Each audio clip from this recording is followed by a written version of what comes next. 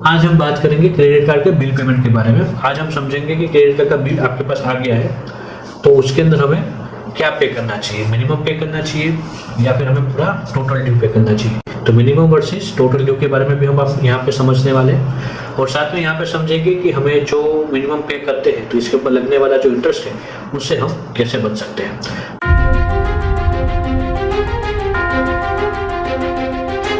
अभी दोस्तों आप समझो कि आपके पास एक बिल आया है, उसके अंदर आपको दो अमाउंट दिख रही है, एक होगी टोटल ड्यू की और एक होगी मिनिमम ड्यू की। अभी ये दोनों अमाउंट के अंदर आप देखोगे एक टोटल ड्यू का होगा, जो जैसे हमने लास्ट वीडियोस में हमने जो एग्जांपल लिया था उस एग्जांपल को हम कंटिन्यू करते हैं। हमने 20,000 का हमने परचेस किया था, तो 20,000 का आपका टोटल ड्यू की एक रकम आपको दिख रही होगी, वो 20,000 की होगी और एक होगी मिनिमम अमाउंट 1000 के आसपास की आपको मिनिमम अमाउंट दिख रही होगी जो आपको मिनिमम पेमेंट के लिए बोला गया है। अभी यहाँ पे दोस्तों समझे तो दो रकम है। अब दोनों रकम देख के आप कंफ्यूज तो हो गए कि यहाँ पे हमें पेमेंट क्या करना है। अभी क्वेश्चन ये है दोस्तों कि अगर जो आप सोचते हो कि आप यहाँ पे मिनिमम पेमेंट कर दो तो क्या होगा और क्रेडिट कार्ड पर कितना इंटरेस्ट लगने वाला है, लग सकता है, राइट। क्रेडिट कार्ड पे कितना इंटरेस्ट लग सकता है, जो आपने परचेस किया उसमें कितना इंटरेस्ट लगेगा। और इंटरेस्ट से बचने के लिए क्रेडिट कार्ड के बिल को इंटरेस्ट से बचने के लिए क्रेडिट कार्ड के बिल को कितना पेमेंट करना चाहिए। तो आज के हम इस वीडियो में यही समझने वाले हैं और सिंपल शब्दों में मैं आपको समझाऊंगा कि यहाँ पे हम एग्जाम्पल के जरिए भी समझेंगे कि हमें कैसे पेमेंट करना होगा, कितना पेमेंट करना होगा और कौन सा पेमेंट करके हम यहाँ पे इंटरेस्ट बचा सकते हैं। हम वीडियो के एंड में हम यहाँ पे और देखने वाले हैं कि 7 क्रेडिट्स रूल्स के बारे में मैं आपको यहाँ पे बताऊंगा, तो वीडियोस में लास्ट तक बने रहिए। नमस्कार दोस्तों, मेरा नाम है देवत व्यास और आप सबका स्वागत है i7 वेंचर्स में। अगर आप यहाँ पे personal finance, SIP, mutual fund और यहाँ पे आप मनी मैनेजमेंट के बारे में आप यहाँ पे सीखना चाहते हो तो आप इस चैनल को सब्सक्राइब जरूर कर दीजिए और लाइक करके बेल आइकन को प्रेस जरूर कर दीजिए, क्योंकि आपके पास हमारा नेक्स्ट वीडियो सबसे पहले आपके पास पहुंच जाए। क्रेडिट कार्ड का बिल पेमेंट वो इतना इंपॉर्टेंट है क्योंकि आपके पास क्रेडिट कार्ड है तो आपके लिए सबसे इंपॉर्टेंट टॉपिक यहाँ पे होने वाला है। ठीक है, आपने क्रेडिट करके रखा है या फिर आप अप्लाई करने वाले हो या फिर आपके पास क्रेडिट कार्ड फिजिकली है और आप यहाँ पे उसका यूज कर रहे हो, तो आपके लिए ये जो वीडियो है वो प्रॉपर बेनिफिट वाला बनने वाला है। तो वीडियो को एंड तक जरूर देखिएगा, बीच में से स्किप मत कीजिए और एंड तक जरूर देखिए, समझिए कि आपको यहाँ पे क्या करना चाहिए और आपके लिए कौन सा रास्ता सही है वो यहाँ पे आप समझिए और फिर आप अपने क्रेडिट कार्ड के अंदर अप्लाई कीजिए। ठीक है, सबसे पहला टॉपिक है हमारा क्रेडिट का बिल कैसे बनता है। मान लो कि आपकी क्रेडिट 1 लाख रुपीज है, राइट। मानते हैं कि आपकी जो क्रेडिट है, क्रेडिट कार्ड की क्रेडिट वो 1 लाख रुपए की है और उसकी जो बिल साइकिल है वो 1 जुलाई से लेकर 31 जुलाई की है या फिर 1 अगस्त से लेकर 31 अगस्त तक की है। ठीक है, अब जिसमें आपने परचेस कर लिया, ग्रोसरी परचेस कर ली, कुछ आपने फर्नीचर परचेस कर लिया, कुछ आपने फ्यूल के अंदर कर दिया, रेस्टोरेंट के अंदर आपने बिल पेमेंट कर दिया खाने का, ठीक है, कुछ आपने शॉपिंग कर ली, तो ये सारी चीजें जो आप परचेस करते हो और उसके लिए आप क्रेडिट कार्ड का यूज करते हो वो सारी रकम आपकी जाएगी उसी अंदर। जैसे समझ लेते हैं कि आपने टोटल परचेस यहाँ पे अराउंडिंग टोटल अमाउंट ड्यू होगा 20,000 रुपीज, मिनिमम अमाउंट ड्यू होगा 1,000 के आसपास का वो मिनिमम ड्यू आपके पास आएगा और उसकी जो पेमेंट ड्यू साइकिल है आपकी वो 1 से 31 की थी, तो नेक्स्ट 15 दिन के बाद आपका पेमेंट आएगा, यानी कि 20 सितंबर के आसपास का आपका पेमेंट आएगा। अभी यहाँ से कंफ्यूजन स्टार्ट होता है कि टोटल ड्यू क्या है, मिनिमम ड्यू क्या है, एक्चुअल में और कितना पेमेंट करेंगे तो हमें इंटरेस्ट नहीं लगेगा। चलिए दोस्तों, हम अभी समझते हैं कि एक हमने सारे एक जो भी क्वेश्चन हमारे माइंड में आए वो सारे क्वेश्चन को हम एक एक करके समझते हैं। टोटल अमाउंट ड्यू क्या है, तो एक दोस्तों सिंपल लैंग्वेज में समझे तो जो आपने परचेस किया था, जो जितने भी आइटम्स आपने परचेस की उसकी जो टोटल अमाउंट आई थी वो हो गया आपका टोटल ड्यू, यानी कि जो आपके बिल के अंदर टोटल अमाउंट पेएबल के अंदर जो आपको दिख रहा है वो होगा आपका टोटल ड्यू। एक एलिजिबल पीरियड्स के अंदर होते हो, जैसे आपका जो बिलिंग साइकिल थी, ठीक है, तो वो बिलिंग साइकिल में आपको पता है कि आपका मिनिमम पेमेंट कितना हो सकता था, मैक्सिमम आपने कितना परचेस किया, ऑलरेडी सब आप चीजों को आपको पता है क्योंकि आपने परचेस किया था, राइट। अभी आपको इसी पीरियड के दौरान, जैसे समझो कि ये जो 31 अगस्त से लेके 20 सितंबर बीच में जो 10-15 दिन का जो टाइमलाइन है, इनके अंदर आपको बिल पेमेंट आपको करना चाहिए। अभी जो वो समय, वो जो टाइमलाइन है उसके अंदर आपने बिल पेमेंट कर देते हो तो वो हो जाता है आपका इंटरेस्ट फ्री पीरियड, राइट, क्योंकि ऑलरेडी आपने 1 से 31 के अंदर आपने परचेस किया था और 31 से नेक्स्ट 20 तक आपने उस बिल को पेमेंट कर दिया। तो ये होगी आपकी जो फ्री साइकिल थी 31 से 20 के बीच में। तो वो फ्री साइकिल में आपने जो भी पेमेंट किया था और उसमें आपको पूरा पेमेंट करना चाहिए। अभी जो पूरा पेमेंट कर देते तो क्या होता है, ये तो जो फ्री बिलिंग साइकिल चल रही थी तो फिर से आपको उतने दिन का टाइमलाइन मिल जाता है, ठीक है। तो वो यहाँ पे आपका एक और बेनिफिट आपको यहाँ पे बन जाता है। इंटरेस्ट फ्री पीरियड मेंटेन करना चाहते हो, ठीक है, इंटरेस्ट फ्री पीरियड मेंटेन करना चाहते हो तो जनरली फुल स्टेटमेंट बैलेंस को ड्यू डेट से पहले आपको पेमेंट करना चाहिए। और वो बेस्ट वे होता है कि आप जो भी डेट है उससे पहले ही आप यहाँ पे पेमेंट कर रहे हो। इसके ऊपर इंटरेस्ट तो नहीं लगेगा, बट इसमें दूसरी चीज होगी कि आपको जो कैरी फॉरवर्ड करने का आपको जो नेक्स्ट कैरी फॉरवर्ड साइकिल करनी थी वो यहाँ पे नहीं हो पाएगी। इससे क्या होगा, आपने परचेस किया, फ्री पीरियड में आपने बिल पेमेंट कर दिया, तो ये आपके जो भी ट्रांजेक्शन आपने किए वो आपने इंटरेस्ट फ्री कर दिया, ठीक है। यहाँ पे आपको जो 30 दिन के बाद जो 15 दिन का भी टाइम मिला, 20 दिन का जो टाइम मिला, यहाँ पे आपने उस मनी को बचा लिया और वो ड्यू डेट आने से पहले ही आपने यहाँ पे पेमेंट कर दिया। इससे क्या होगा कि फिर से आपको उतना पीरियड मिल गया यूज करने के लिए, ठीक है। दूसरी चीज, आपने जो भी परचेस किया था वो 30 दिनों के अंदर, उसके ऊपर भी आपने इंटरेस्ट पे नहीं किया, तो ये यहाँ पे आपका डबल बेनिफिट बन रहा है। तो आपके लिए एक ये अलग से इनकम के रूप में बन के रहेगा जो आप प्रॉपर तरीके से क्रेडिट का यूज करोगे। तो अब अभी दूसरा समझते हैं मिनिमम ड्यू क्या होता है। मिनिमम अमाउंट ड्यू क्या है। अभी मिनिमम का मान लो कि आपका टोटल परचेस 20,000 का था, उसमें से मिनिमम ड्यू आपको बिल के अंदर दिखाया है 1,000 के आसपास का। अभी आप ये सोच के चलते हो कि आप सोचते हो कि हाँ मैं 1,000 रुपये मिनिमम दिख रहा है, उसको मैं पेमेंट कर देता हूँ, बाकी नेक्स्ट महीने करूंगा, ठीक है। ये सबसे इंपॉर्टेंट बात है जो समझनी चाहिए, यहाँ पे थोड़ा ध्यान दीजिएगा। अभी देखो मिनिमम ड्यू है वो पेमेंट करने का इक्विवेलेंट तरीका तो नहीं है, मतलब सही तरीका तो नहीं है, ठीक है, कि आपने 20,000 का परचेस किया और जब बिल पेमेंट करने की बारी तो आपने सिर्फ 1,000 रुपये पे किया, ठीक है। अभी इससे क्या होगा, बाकी की जो 19,000 है वो कैरी फॉरवर्ड हो गया। तो आपकी जो सबसे पहला नुकसान आता है कि आपकी जो लाख है आपकी क्रेडिट कार्ड की लिमिट थी, जो 1 लाख की क्रेडिट कार्ड की जो लिमिट थी, एक तो उसमें से 20,000 हो जाएंगे, ठीक है। तो आपकी लिमिट होगी 80,000 की। दूसरा, आपको फुल पेमेंट नहीं किया तो जो 19,000 रुपीज जो पेमेंट है वो ऑलरेडी आगे चले गए। तो आप फिर से जो भी पेमेंट करोगे या जो भी आप परचेस करोगे 80,000 की लिमिट में से, उसके ऊपर वो बिलिंग साइकिल फिर से स्टार्ट हो जाएगी। तो ऑलरेडी आपका पहले का पेमेंट बाकी है और दूसरा पेमेंट आप खड़ा कर दोगे, तो उससे क्या होगा कि आपकी डबल पेमेंट का बर्डन आपके ऊपर आ जाएगा। दूसरी चीज ये है कि आपने जो ये पेमेंट पूरा नहीं किया, सिर्फ आपने मिनिमम किया, तो तीसरा है उसके ऊपर आपको इंटरेस्ट भी लगेगा। अब इंटरेस्ट कैसे लगेगा, जो आप परचेस करोगे उसके ऊपर भी लगेगा और जो पहले की ड्यू है उसके ऊपर भी लगेगा, दोनों के ऊपर इंटरेस्ट लगेगा और फिर आपको पेमेंट करना होगा। और उस टाइम पे आप मिनिमम करते हो तो क्या होगा, सिर्फ आप इंटरेस्ट पे करोगे, प्रिंसिपल तो पड़ा ही है, यहाँ पे आपके पैसे डबल जाएंगे। अभी फोर्थ डिसएडवांटेज की बात करूँ, आपको पेइंग साइकिल होती है, ठीक है, उसमें से आप जब मिनिमम पेमेंट करते हो, आपने कंटिन्यूअसली मिनिमम पेमेंट कर रहे हो, तो उससे एक तो आपका सिबिल स्कोर खराब होता है। सिबिल स्कोर में ये चेक होता है कि आपका पेमेंट का टर्म्स का रेशियो कैसा है।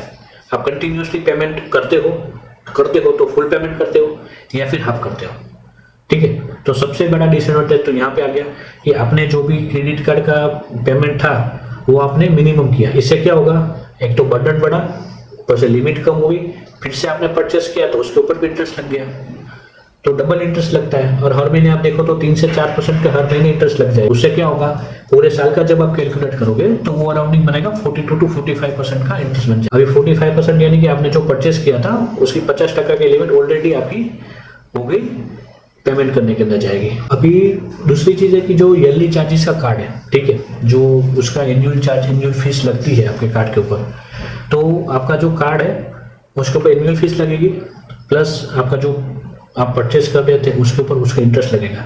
अब वो जो इंटरेस्ट है वो मैं आपको यहाँ पे क्लियर करना चाहता हूँ कि हर कार्ड के अंदर इंटरेस्ट अलग अलग होता है और वो इंटरेस्ट एज पर बैंक वो लगाती है, ठीक है।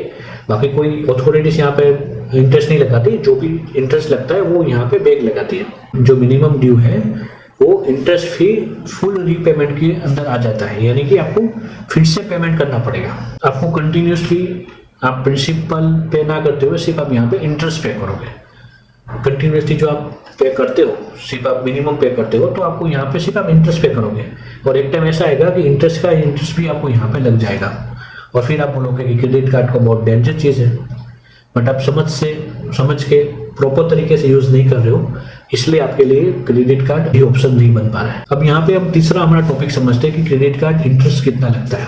ठीक है, जैसे मैंने पहले भी बोला कि हर बैंक का क्रेडिट कार्ड होता है, तो हर बैंक खुद डिसाइड करते हैं कि इसके ऊपर कितना इंटरेस्ट लगेगा। इसका कोई फिक्स आंसर नहीं है, but interest rate bank credit card variant और क्रेडिट कार्ड आते हैं, ठीक है, उसके वेरिएंट के ऊपर और टर्म्स और उनके पेमेंट के अकॉर्डिंग के ऊपर यहाँ पे इंटरेस्ट लगता है। इसके इंडिया के अंदर जनरली क्रेडिट कार्ड जो चार्जेस लगते हैं वो 2.5% से लेके 4% के बीच में यहाँ पे लगते हैं, और वो अलग अलग वेरिएंट के ऊपर डिपेंडेंट होता है। तो आपने जो भी क्रेडिट कार्ड लिया है उसके लिए आपको बैंक से वेरीफाई करना चाहिए कि आपके बैंक के क्रेडिट कार्ड के ऊपर यहाँ पे कितना इंटरेस्ट लगने वाला है। और जो क्रेडिट कार्ड का आपके पास जो लेटर आता है उसके अंदर उसकी टर्म्स एंड कंडीशन लिखी होती है, तो वो टर्म्स एंड कंडीशन भी चेक करनी जरूरी है। अब जैसे समझ लो कि आपका कोई ईएमआई बाउंस हो गया, ठीक है, तो उस सिनेरियो में भी आपके ऊपर पेनल्टी लगेगी, राइट। तो पेनल्टी कितने % लगेगी या फिर कितने रुपए लगने वाली है वो आपको यहाँ पे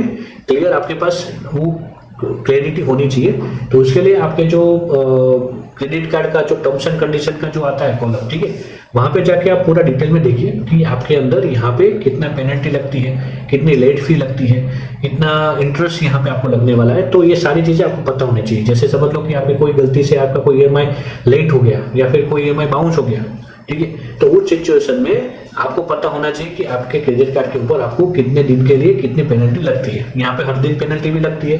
कोई क्रेडिट कार्ड ऐसा होता है जहाँ पे हर दिन पेनल्टी लगती है, कोई क्रेडिट कार्ड ऐसा होता है जिसके ऊपर हर दिन पेनल्टी लगती है, और कोई क्रेडिट कार्ड ऐसा होता है जिसके ऊपर लेट फीस अलग लगती है, जो लेट फी है उसके बाद बाउंस चार्जेस भी अलग लगते हैं, राइट। तो वो सारी चीजें अलग अलग बैंक डिसाइड करती है कस्टमर के वेरिएंट, जो कस्टमर जो भी क्रेडिट कार्ड चूज करता है उसके ऊपर और उसके टर्म्स एंड कंडीशन के ऊपर। यहाँ पे मंथली चार्जेस की बात करें तो जनरली मंथली चार्जेस मैंने बताया कि 2.4 से लेके 4% के बीच में यहाँ पे आता है। मैक्सिमम जनरली जो चार्जेस होता है वो अराउंडिंग 3.5% के आसपास लगता है। तो अभी हम यहाँ पे 3.5% के अकॉर्डिंग समझ के चले। अभी 20,000 का जनरली 3.5% के आसपास आपको इंटरेस्ट लग गया, तो 20,000 के अकॉर्डिंग हम 3.5% के अकॉर्डिंग समझे तो मंथली चार्जेस आपका हो गया 700 रुपीज। ये मैं आपको अपना एज ए कैलकुलेशन के जरिए बता रहा हूँ, बट आप यहाँ पे समझ के चलो तो जो आपका क्रेडिट कार्ड का जो बिल है, ठीक है, उसमें कॉम्प्लेक्सिटी हो सकती है समझने के लिए, क्योंकि उसमें चार्जेस कैसे लगाए हैं और वो चार्जेस जो आपको नहीं पता है तो आपको क्लियरिटी करनी चाहिए बैंक के साथ कि आपको किस बेस पे कितने चार्जेस लगे हैं, ठीक है। और यहाँ पे जो इंटरेस्ट जो लगा है वो कितने % का इंटरेस्ट लगा है मंथली के बेसिस पे, राइट। कि समझ लो कि आपका कोई इंटरेस्ट 14-15% का था और उसको महीने के अकॉर्डिंग देखो तो 2% से 2.5% या 3% के आसपास आता है, तो आपको 3% लगा है कि कितना लगा है महीने का जो आप रीपेमेंट करने वाले हो, ठीक है।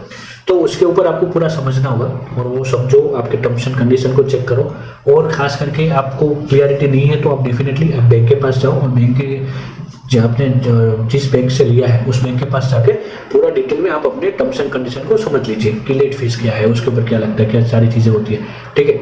तो उसके अकॉर्डिंग आपको आपके जो बिल है उसको समझने में आपको आसानी होगी। यहाँ पे एक और चीज समझ लो कि जो 12 से 14% का आपको इंटरेस्ट लगता है तो वो जरूरी नहीं है कि वो आपका वो उसको प्रॉपर इंटरेस्ट रेट समझ के मत चलो, क्योंकि जब आप महीने के बेसिस पे जाते हो ना तो महीने के बेसिस पे यहाँ पे आपको इंटरेस्ट ज़्यादा लगता है, और एक टाइम पे ऐसा होता है कि इंटरेस्ट के ऊपर इंटरेस्ट लगता है, उसके ऊपर भी इंटरेस्ट लग जाता है। तो यानी कि आप सिर्फ आप यहाँ पे सिर्फ इंटरेस्ट ही पे करते हो, न कि प्रिंसिपल। तो वो सारी चीजें आपको पहले से पता होनी चाहिए, वरना आपके ऊपर ज्यादा बर्डन बढ़ने वाला है, ठीक है। तो आप यानी कि आपके जेब से ज्यादा पैसे चाहिए। अभी दूसरा आप यहाँ पे टॉपिक समझते हैं कि इंटरेस्ट का सिंपल एग्जांपल, आपने 20,000 रुपीज का बिल पेमेंट नहीं किया और आपने पेमेंट किया मिनिमम ड्यू 1,000 रुपीज का, आपने मिनिमम ड्यू यहाँ पे आपने पे कर दिया। अभी रिमेनिंग अमाउंट हो गई 19,000। अदर ट्रांजेक्शन फीस भी लगती है, जैसे कहीं क्रेडिट कार्ड स्वाइप करने पे 1.5% का चार्ज लगता है, राइट। अलग अलग शॉपिंग चार्जेस में होता है ये सारी चीजें, अलग अलग मशीन चार्जेस होते हैं, राइट। तो उसके अकॉर्डिंग आपका बिल यहाँ पे बनता है।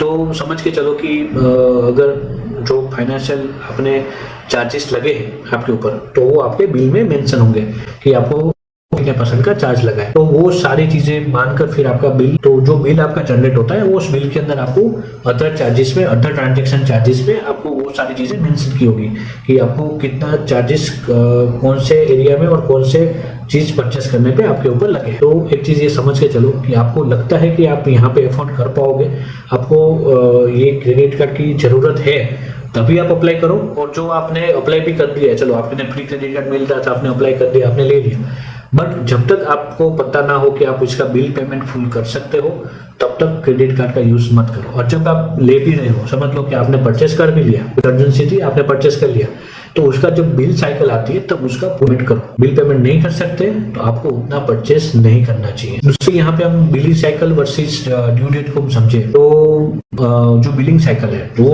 हो गई आपकी 1 तारीख से लेकर 31 अगस्त की, वो हो गई बिल साइकिल।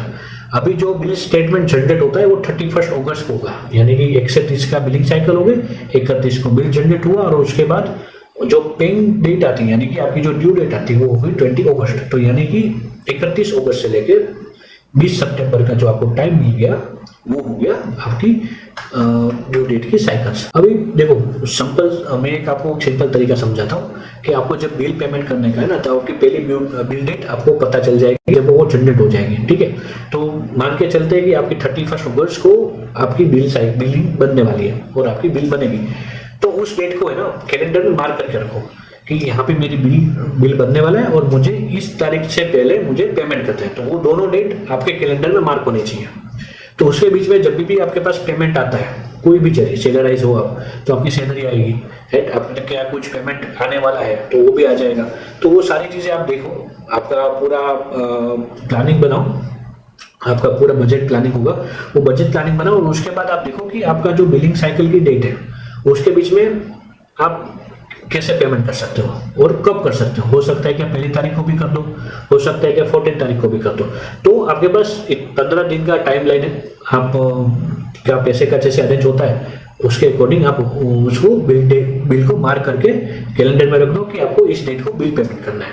तो आपको का कभी लेट नहीं होगा, कभी बाउंस नहीं होगा, और आप प्रॉपर आपने प्लानिंग किया है बजट का, तो उसके अकॉर्डिंग आप यहाँ पे ड्यू डेट आती है उससे पहले ही आप यहाँ पे पेमेंट कर दो। सबसे बड़ा सवाल है कि क्रेडिट कार्ड का बिल पे कब करें। बहुत लोगों का प्रश्न होता है कि क्रेडिट कार्ड का बिल पेमेंट हम कब करें। साइकिल तो पता चल गई, हमें ये भी पता चल गया कि हमारी ड्यू डेट कब है, तो हमें पेमेंट कब करना चाहिए, 1 तारीख को करना चाहिए, 5 तारीख को करना चाहिए, 10 तारीख को करना चाहिए, या फिर हमको लास्ट डे पे करना चाहिए। तो उनको वो कंफ्यूजिंग होता है। अगर आप समझ लो कि जो आप फुल पेमेंट ही करने वाले हो और आपके पास पैसे हैं, तो आप फिर 1 तारीख को भी करना चाहते हो तो कर दीजिए, वेल एंड गुड, कि आपका जो टाइम पीरियड है वो फिर से एक्सटेंड हो जाएगा। ड्यू डेट से पहले आपको फुल पेमेंट करना इसलिए जरूरी है क्योंकि आपको इंटरेस्ट ना लगे। इंटरेस्ट फ्री आपको रहना है तो हमेशा फुल पेमेंट करो, और फुल पेमेंट कर रहे हो तो आप कोई भी डेट को करो, 1 तारीख को कर दो, दूसरी को कर दो, जब आपके पास पैसे आ रहे हैं, जब आपकी सैलरी आ रही है उस डेट को कर दो। अभी समझ लो कि आपका टोटल ड्यू 15,000 रुपए का है और 20 तारीख को आपको पेमेंट करना है, तो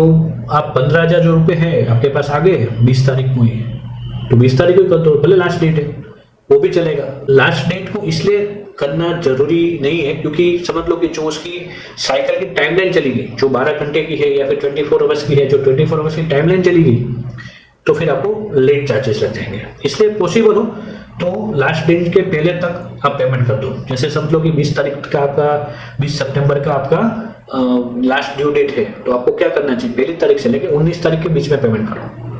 लास्ट डे के ऊपर कभी मत रखो, क्योंकि लास्ट डे के ऊपर आप रखोगे तो डेफिनेटली है कि आपको यहाँ पे या फिर आप भूल जाओगे या फिर आपको यहाँ लेट चार्जेस लगने के चांसेस बढ़ जाते हैं। जब भी आप बिल पेमेंट को पूरा तो करना ही है, पूरा पेमेंट ही करोगे, राइट। जो पूरा पेमेंट ही करने हो तो फिर आपको जब भी पैसे आते हैं तुरंत कर दीजिए, किसी का वेट मत करो, क्रेडिट कार्ड का बिल पेमेंट करो। इससे क्या होगा कि आपका इंटरेस्ट फ्री आपका पेमेंट हो जाएगा, आपका लिमिट यहाँ पे इंक्रीज हो जाएगी और फिर से आपको उतने पैसे यूज करने का मौका मिल जाएगा और उतने दिन के लिए, तो वो सारे बेनिफिट आपको मिल जाएंगे जब आप बिल पेमेंट कर दोगे। क्रेडिट कार्ड लेट पेमेंट क्या होता है, ठीक है, वो मैं अभी पूरा डिटेल में समझाता हूँ कि क्रेडिट कार्ड का लेट पेमेंट क्या होता है। अब मान लो कि ड्यू डेट मिस हो गई, जैसे समझ लो कि आपकी 20 सितंबर की ड्यू डेट थी और वो मिस हो गई, तो क्या हो सकता है? तो जो क्रेडिट कार्ड का आपका जो टर्म्स है, जो क्रेडिट कार्ड इश्यू जिसने किया था बैंक, जो भी बैंक ने आपको क्रेडिट कार्ड इश्यू करके दिया, उसके कुछ टर्म्स एंड कंडीशन थी, उसके टर्म्स एंड कंडीशन के अकॉर्डिंग आपको लेट चार्जेस लगेंगे। अब फाइनेंस चार्जेस भी लग सकते हैं, ठीक है, वो जो इंटरेस्ट आपको लगने वाला था वो इंटरेस्ट भी लगेगा, लेट फी लगेगी, लेट फी के ऊपर इंटरेस्ट लगेगा, और अदर एप्लीकेबल जो चार्जेस होंगे टर्म्स और कंडीशन के अकॉर्डिंग वो लग जाएंगे। और क्रेडिट प्रोफाइल फिर से नेगेटिव चली जाएगी, उसके ऊपर आपका सिबिल स्कोर खराब हो जाएगा।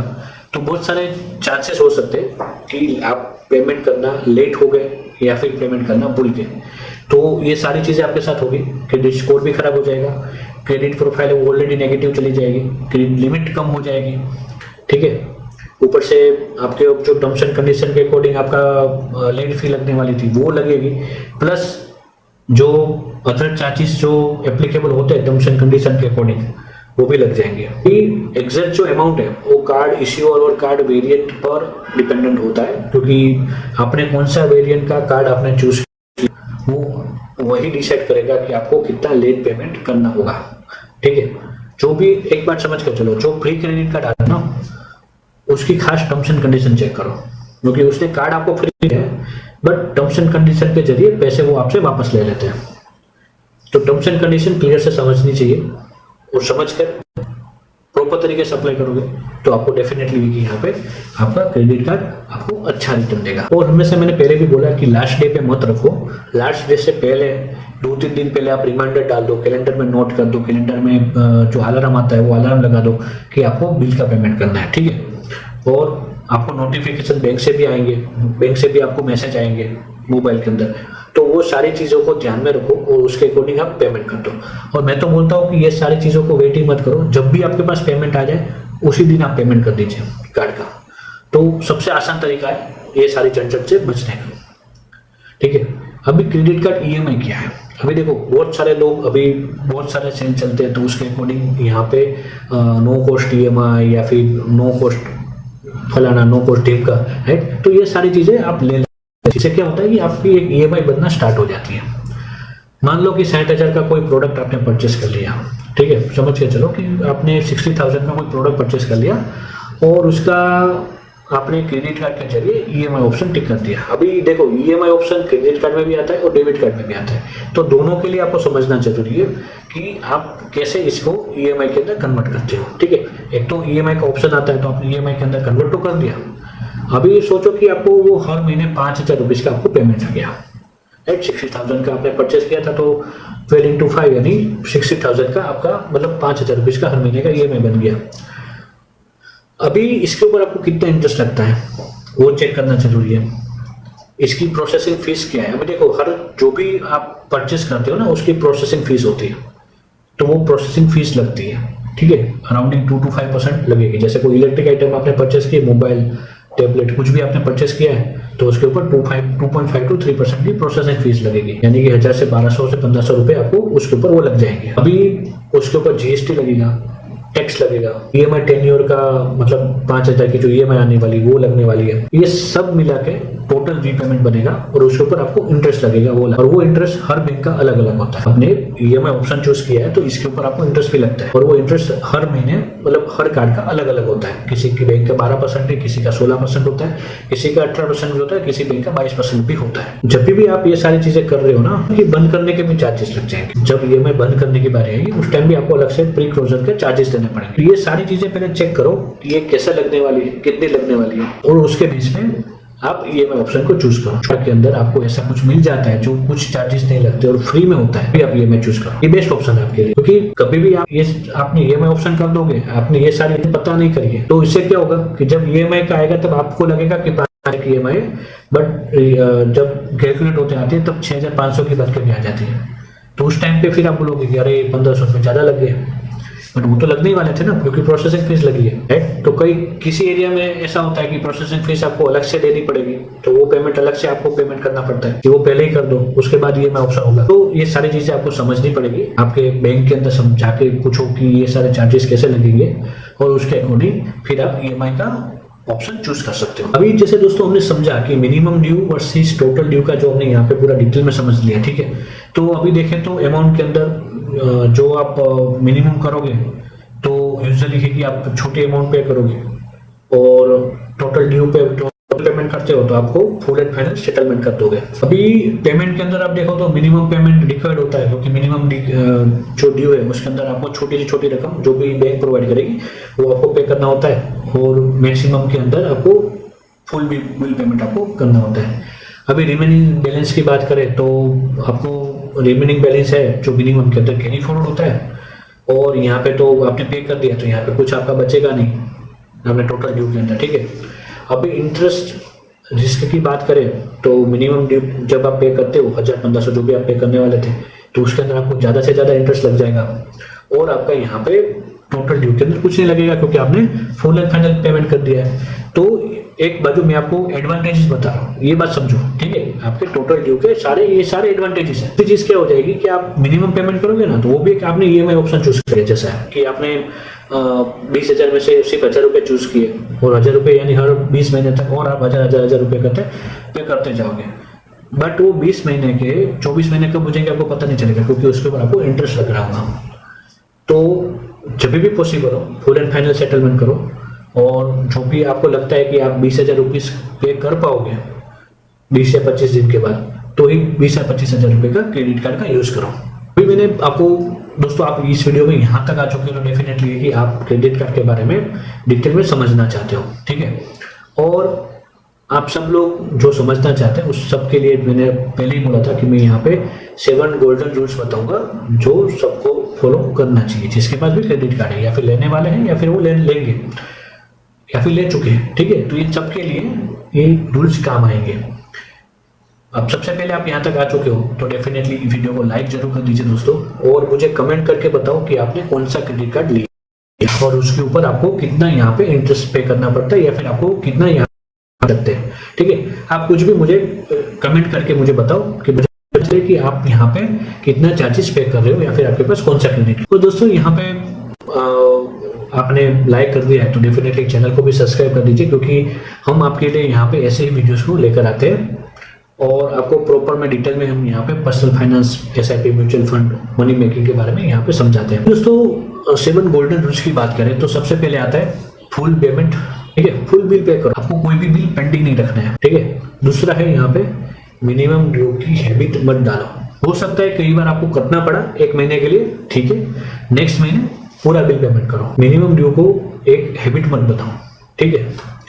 तीसरा है ड्यू डेट को मिस मत करो। ड्यू डेट मिस कर दी चार्जेस स्टार्ट हो जाएंगे। तीसरा है बजट के अंदर ही परचेस करो। आपने बजट बनाया उसके अंदर ही आपको परचेस करना चाहिए। यहाँ पे 5वीं चीज है स्टेटमेंट को डिटेल में चेक करो, क्योंकि स्टेटमेंट में कौन से अदर चार्जेस आपको लगे हैं वो आपको वहां पे पता चल जाएगा। तो नेक्स्ट टाइम आप परचेस करने से पहले वो सारी चीजों को याद रखोगे। उसके बाद 6ठे नंबर पे आता है कि ईएमआई का टोटल कॉस्ट चेक करो, ठीक है। ईएमआई का टोटल कॉस्ट कितना होगा कि आपने ईएमआई 5,000 की बना ली, बट उसके ऊपर कितने अलग अलग चार्जेस लग जाएंगे, और वो मिलाने के बाद टोटल आपकी ईएमआई कौन सा आने वाली है वो समझना जरूरी है। सिर्फ मंथली ईएमआई आपने जो परचेस की थी उसको डिवाइड करके मत चेक करो, बाकी सारे चार्जेस को चेक करने के बाद आप डिसाइड करो कि आपके पास कितनी ईएमआई की अमाउंट आपको पे करनी है, तो वो चेक करनी सबसे जरूरी है, ठीक है। वो सबसे 7वां नंबर का जो सबसे रूल्स है वो इंटरेस्ट रेट हमेशा चेक करते रहो कि आप कार्ड ले रहे हो उसकी एनुअल चार्जेस भी चेक करो, उसका लेट फी, मतलब सारे टाइप के चार्जेस आपको पता होना चाहिए, फिर आप क्रेडिट कार्ड का आसानी से यूज कर सकते हो। और यहाँ पे कॉमन गलतियां क्या नहीं करनी वो आपको बता दूं। सिर्फ मिनिमम ड्यू को देखकर पेमेंट करना सबसे बड़ी गलती है। दूसरी है कि ड्यू डेट को इग्नोर कर देना। तीसरा है कि स्टेटमेंट को चेक ना करना।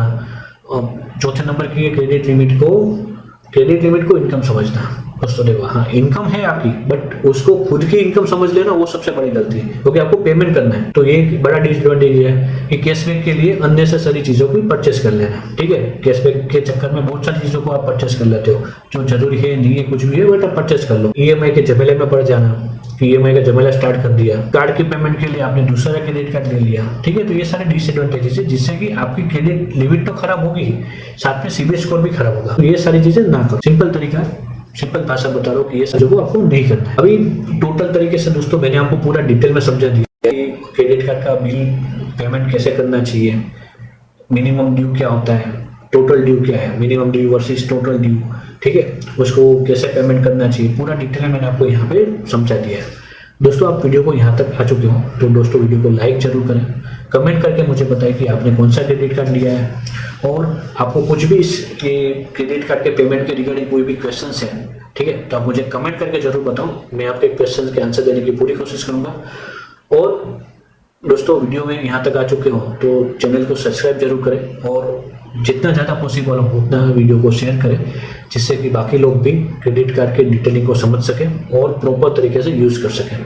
अब दोस्तों मिलेंगे नए वीडियोस के अंदर, तब तक जय हिंद।